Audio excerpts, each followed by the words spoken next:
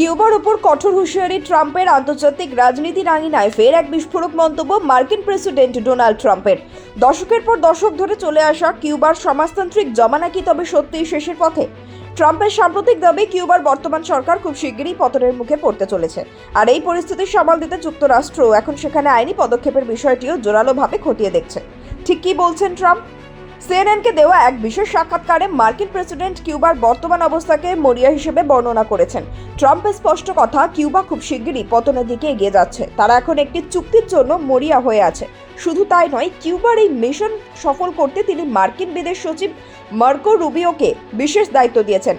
ট্রাম্পের কথায় কিউবার ভাগ্য এখন অনেকটাই তার হাতে এসে পৌঁছেছে। তিনি দীর্ঘ 50 বছর ধরে এই দেশটির ওপর নজর রাখছেন এবং এখন সময় হয়েছে চূড়ান্ত সিদ্ধান্ত নেওয়ার। বিশ্লেষকরা মনে করেছেন ভেনেজুয়েলায় মার্কিন অভিযানের পর থেকেই কিউবার ওপর চাপ বাড়তে শুরু করেছে।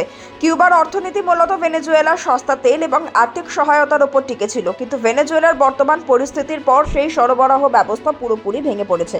রাজধানী হাভানায় এখন তীব্র জ্বালানি সংকট, বিদ্যুৎ নেই, আর নিত্য পণ্যের আকাশচুম্বী দাম সাধারণ মানুষকে এক প্রকার কাঁদিয়ে দিচ্ছে।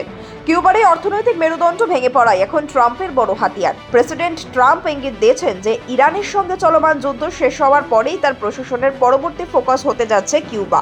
একে কিউবার বন্ধুত্বপূর্ণ দখল হিসেবে দেখছেন অনেকে। যদিও হাভানার সরকার এই দাবিকে রাষ্ট্রীয় সন্ত্রাসবাদ হিসেবে আখ্যা দিয়ে ওয়াশিংটনের বিরুদ্ধে তীব্র ক্ষোভ প্রকাশ করেছে।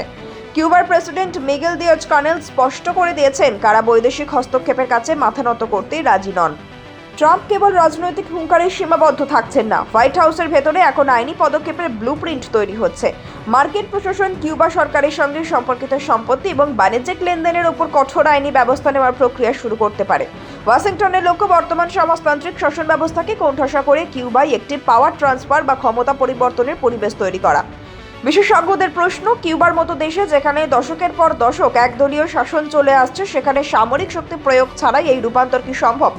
মার্কো রুবিওর মতো অভিজ্ঞ কূটনীতিক কি পারবেন কিউবার ক্ষমতার সমীকরণ বদলে দিতে?